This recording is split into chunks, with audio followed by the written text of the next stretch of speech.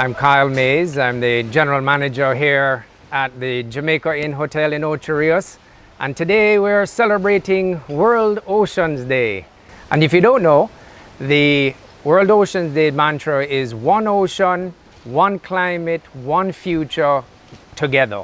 2021, the conservation action focus for World Ocean Day is to protect at least 30% of our blue planet. We wanted just to introduce you to some of the things we do here at the inn and the actions we take, because we're big on sustainability. And aside from adopting green measures throughout the operation, we've also established a foundation called the Jamaica Inn Foundation, where we focus on the well-being of local youths here in Ocho Rios and in the environs, but also a big focus is also on the conservation, preservation of our marine environment. And we feel it, it's for many reasons very, very important. The ocean's a lifeblood, whether you're fishing, whether just many of us Jamaicans do rely on the oceans for our enjoyment, economic survival. We need the oceans in so many ways, and I'm so excited to tell you about one of our programs here at the inn, which is our sea turtle conservation program. And it's just so timely because this week, in fact, 2 nights ago, we had our first turtle laying right here at the Jamaica Inn. And I wanted to take you and introduce you to our turtle whisperer. And he's going to tell you a little bit about the actual sea turtles and the job that we're doing to make sure that we protect them. They're endangered, and so we feel a very important part of our activities here. Come follow me and let's go and meet Over on our turtle whisperer. Well, I'm the water sports manager, better known as the turtle whisperer. And just to say that being at its World Ocean Day, we had our first laying for the season, and just 2 nights ago. And the season, which runs from June into October of each year. Now, what we basically do here with the whole turtle thing is that we monitor laying, hatching and releasing of the hawksbill species of sea turtles. A turtle will come in, say, last night, and this morning the water sports team is here on the beach firstly, so they would have observed the tracks that the mom had made, and I would come in, I would locate the eggs, and I would make certain that it's at least a foot below the surface of the sand and it's not in a water-prone area. The reason for that is, although they're from the water, heat is the best thing for it, so the water will rot the eggs and all of that. Incubation period is, say, 52 to 60 days.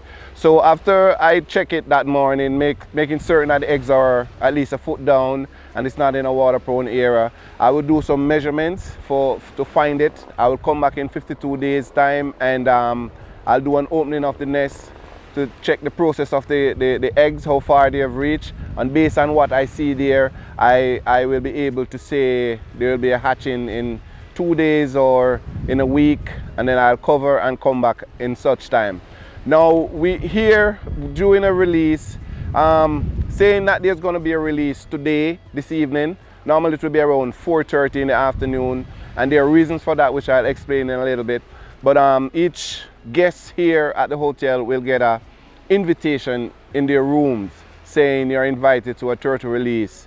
The time that we release the turtles in the afternoon, 4:30, it had a significance to the survival rate of the turtles, in that a big fish big enough to eat one of these baby turtles that we'll be sending out, you wouldn't find it in this side of the reef at that time of the evening.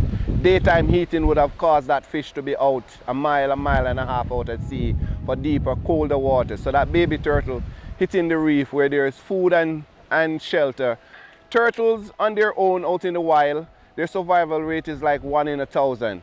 And here, the program that we use, that we're doing at the inn, we have increased their survival rate to 1 in 20.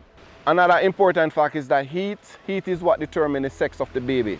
Now, the hotter it is, you get more girls, and the cooler it is, you get more guys. So right in the middle of summer, going Well, now it's season starts, so by July we'll be having babies ready, and for certain you will have about a 90% female to male ratio until it get back down in October. If we have more nests into October, then it will be more guys than girls. So hello everyone, my name is Rayanne McKenzie.